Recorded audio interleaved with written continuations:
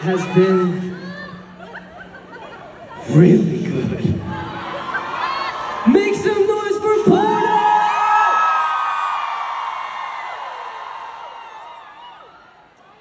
Unfortunately, we have come to our last song. Or this song. I know it's the last song, but it is one of my favorite songs that I've ever written. I think, I know that it's become taboo to talk about the things that happened towards the end of 22 and how I left Day 6 and all that, but